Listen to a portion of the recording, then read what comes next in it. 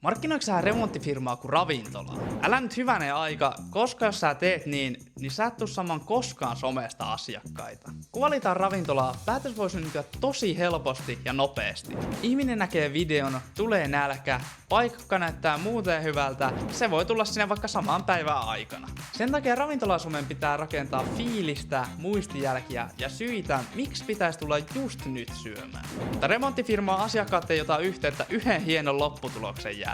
Se on kalliimpi, hitaampi ja riskisempi päätös.